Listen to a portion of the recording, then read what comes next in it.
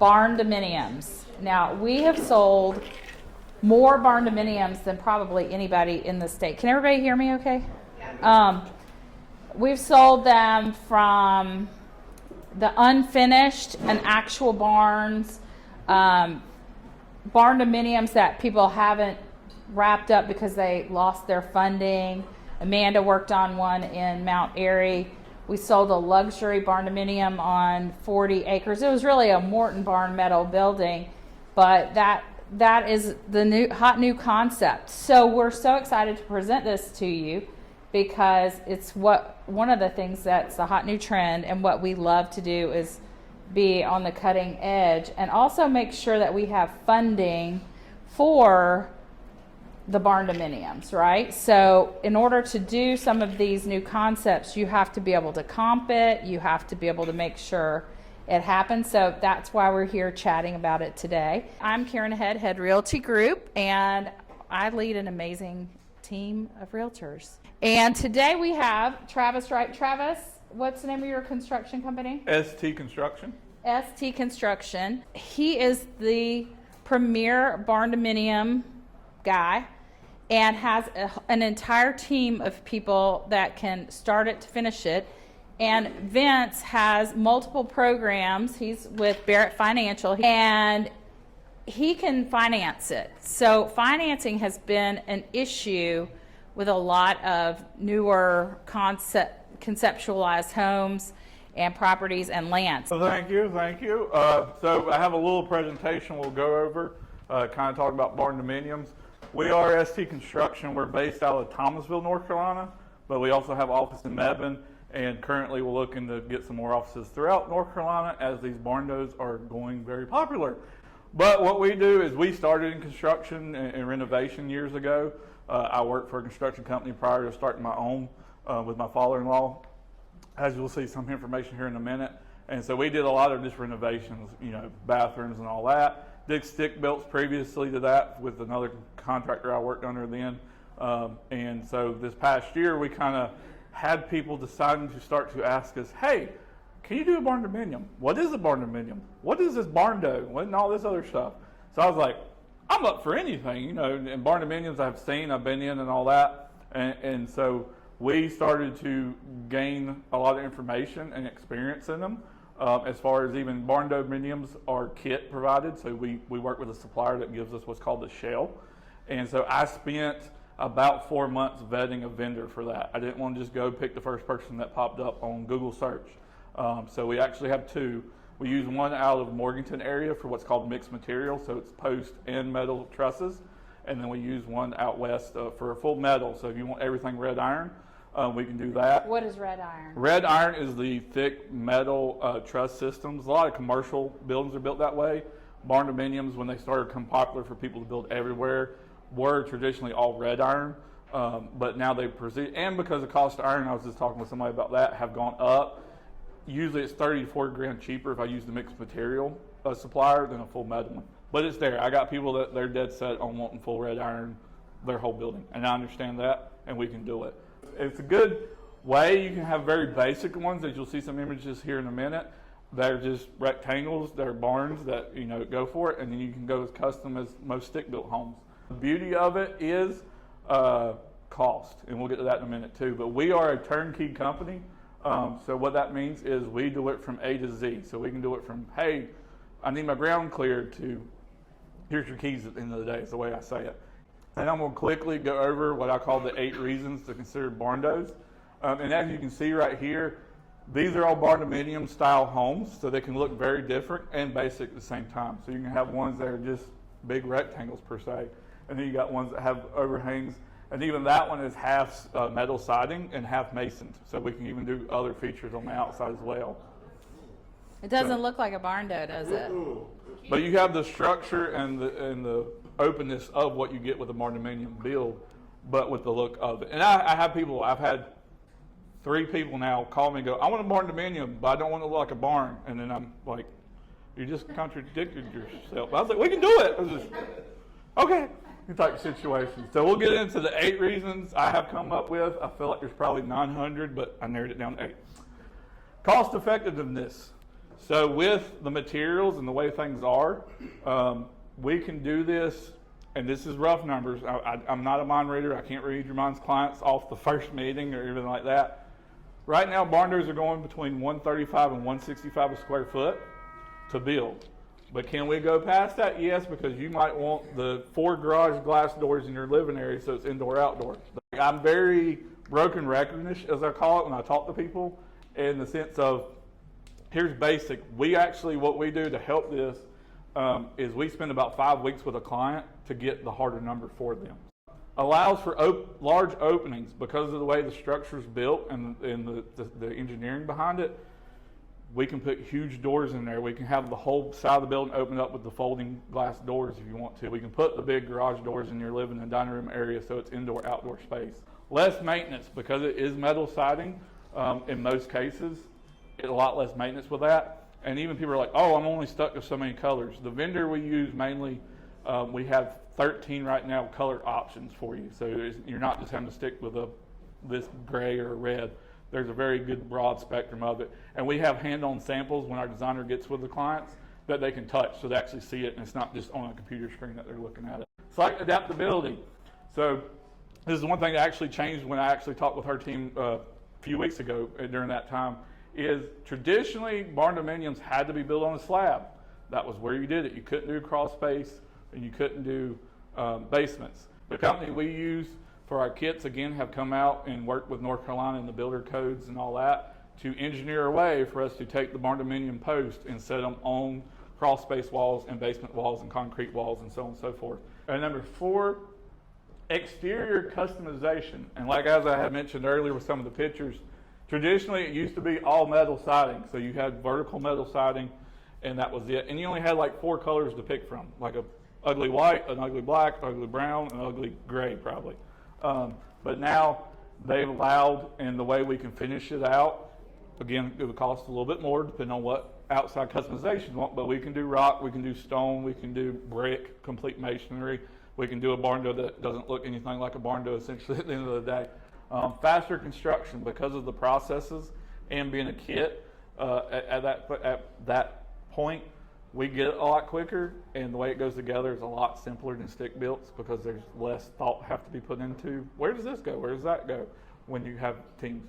Can you give us an example, like an average time frame then compared to stick build? So a time frame, what I tell people, and in my time frame I spit out, everything has to go boom, boom, boom. So there is variances of weather, counties. There's 100 counties in North Carolina. Some will come out next day, some will take 2 weeks. So from design phase, because I have a spreadsheet, a document on our website that kind of explains the timeline. From design phase to completed can be between 25 and 38 weeks, give or take. Personalization of construction, again, colors and options, granite waterfall countertops. I mean, we can do inside just like a custom home as well. Open spaces, because again, like we could do with exterior with big doors, big windows, because there's just the way the structure is designed, all of it's carried by the shell. We don't have to have load-bearing walls inside. So that's how you get to have the open living room, dining room area. So a lot of people with barn doors, just like they buy for vacation homes in the mountains for snow. The question they always have, will it support heavy snowfall, right? Yes. Because the structure is not interior built off. So one thing that we love that our kit provider does for us in that regard is we have to provide the exact location of where this is going to be built, and they go do the research to say, all right, it's in the mountains, this is the snowfall, this is the wind calculations, all that, and then they engineer that kit, and with how many supports, how many roof trusses, etc., ties into the effect of that area. Because like again, coast would need more than what we would need here in the Triad because they're at the coast with the storms down there. So that all is taken into calculation when we're ordering the kit as well. Then a few things just again about our company, why you choose us, customer service. I don't say there's nothing too small. We're working on designs for people and it's like 900 square feet. We're working on designs and people that is like 6,000 square feet. So yeah, so we're all over the place. We're not a company that I don't usually ever say no to anybody because everybody's in different situations. We are family operated, so me and my father-in-law own the companies, and we actually own a sister company does mechanical work, so HVAC is done, with that as well. Between me and him, we have years of experience. I've done construction 10 plus years, and then, as I say, unprofessionally, years before that, I used to be in IT. And with that, I hold the contractor's license. I did a national exam, so actually I can do 16 states. I can work in 16 states with my license. And communication, I'm big on communication. I'm a very transparent person. I tell people, I'm going to tell you where we're at. If we're at a holdup, I'm telling you why and how we're fixing it, just so you know you're not against it. And everyone, well, where are we at with this? I like to be clear and communicate with the clients as well.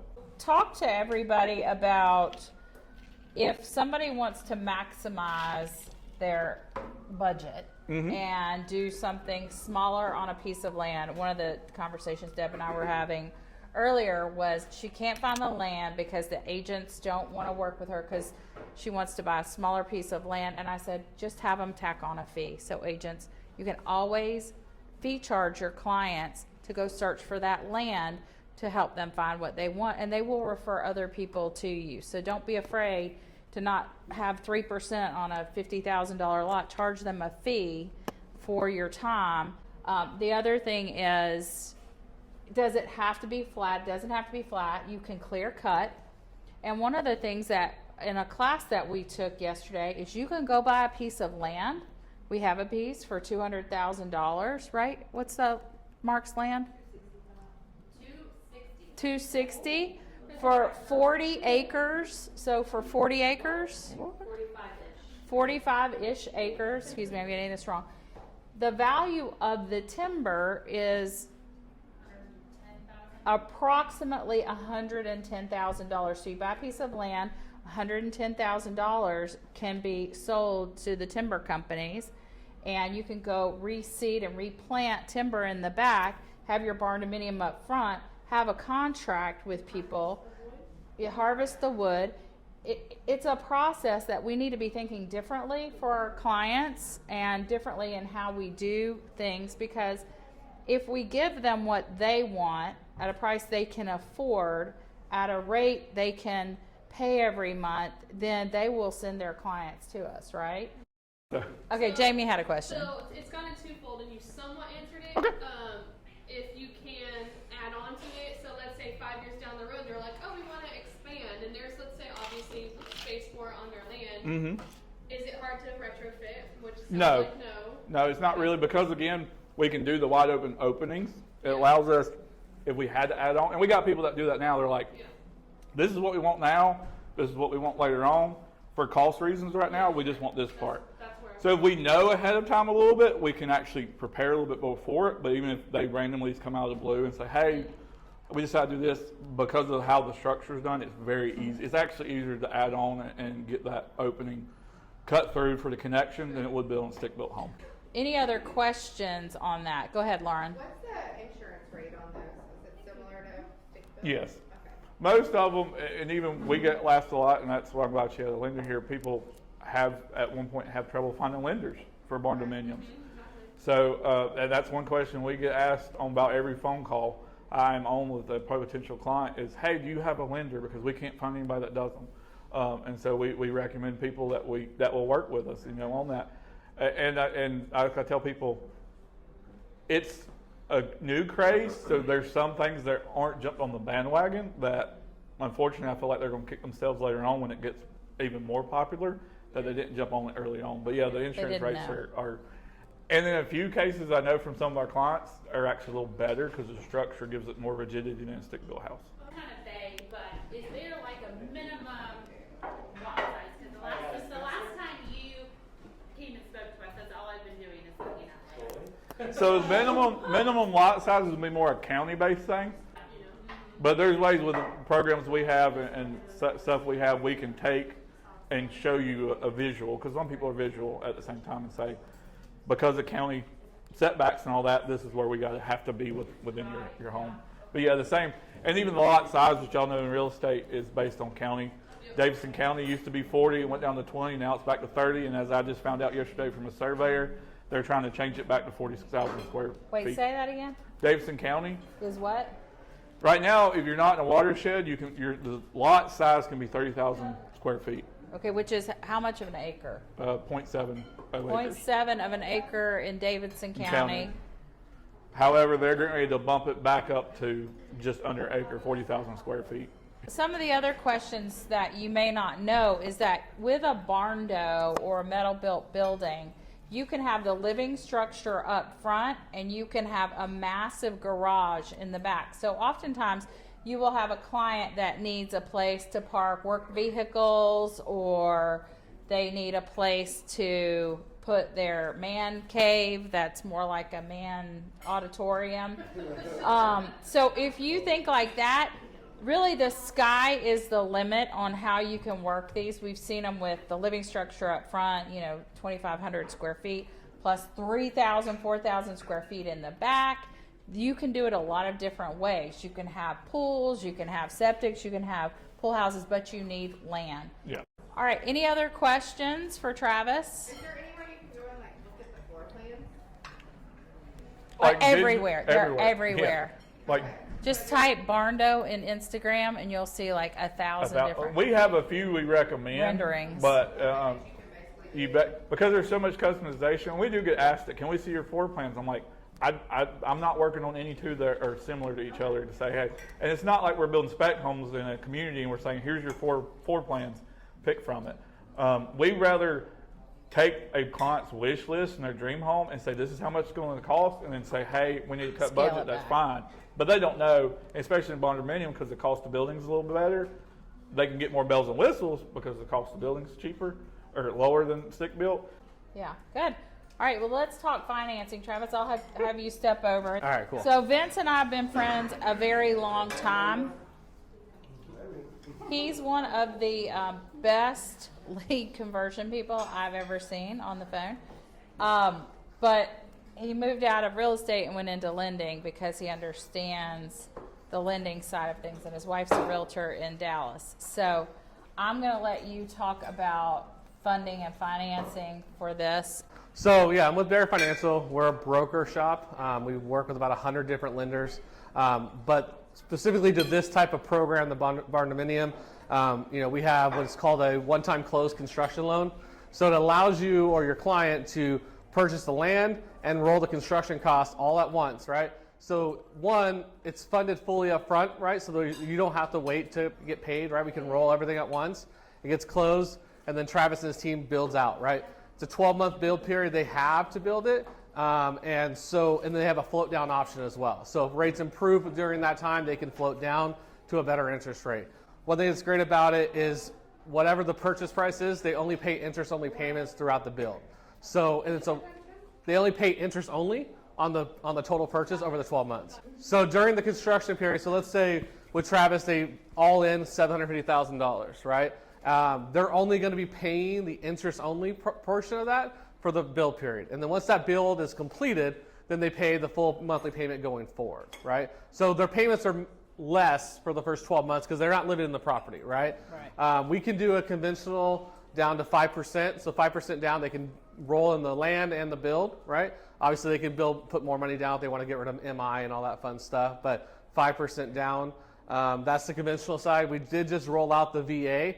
So now you can do 0 down up to $4 million. This is good, y'all. Listen up to this. 0 down up to $4 million, right? And they don't pay any payments during build time. There's no interest only. There's no payments. Veterans. Yeah. So VA, $4 million up to the loan amount. They can waive escrows if they want to. Like we don't care. They don't have to pay taxes. Because I'm in Texas too, where if you're VA disabled, they don't pay property taxes. So we waive that completely. They don't have to impound it. They don't have to pay it. So there's a couple of flexibilities that we do with that. Vince is a veteran, so he cares a lot about making sure vets are taken care of. So that's why. Yeah. I can build a $4 million barn. Yeah. 100% financing, 0 down. So VA loans are amazing. Their rates are better. There's no mortgage insurance. I mean, they can go 0 down up to $4 million.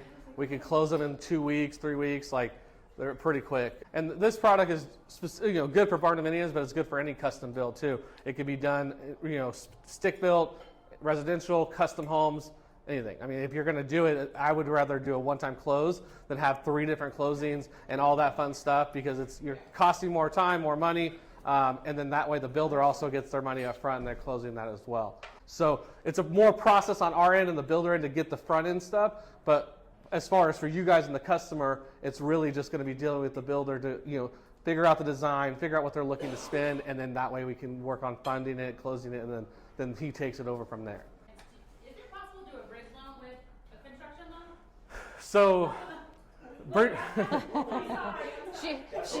She's asking for a friend. right, yeah. I'd have to check on that because bridge loans are a non-QM product, right? So they're usually pretty pricey, right? And rates aren't great, but it's something I can look into. I mean, in theory, you could because you're pulling the money that you're going to sell and put it down, but you may have to qualify for both. Yeah, you can always recast. So with the banks I work with, you can recast once a year with a minimum of $5,000. So if people don't know what recast is, it's when you just dump a bunch of money on your principal and then it recasts over the 30 years or whatever your term is left without refinancing it lowers your payment. So one last thing I'll say on the one-time close, on the conventional, if you have an investor that's wanting to do like a barndominium like event center or on property, they can use this product as well. 25% down, they can do an investment. On a primary, you can do up to 4 units. So you can actually build your barndominium and build like a secondary house that you can have as well. That's 15%. Rental income. Yeah, rental to income. Pay for it. But that's 15% down on the primary with the second unit or third unit. On an investment, if they're doing it, it's 25% down. And you guys are on the cutting edge of Barndo knowledge because so many people, they hear little things, but they don't really know. And so I'm glad you guys were here. Enjoy your lunch. And thank you for coming.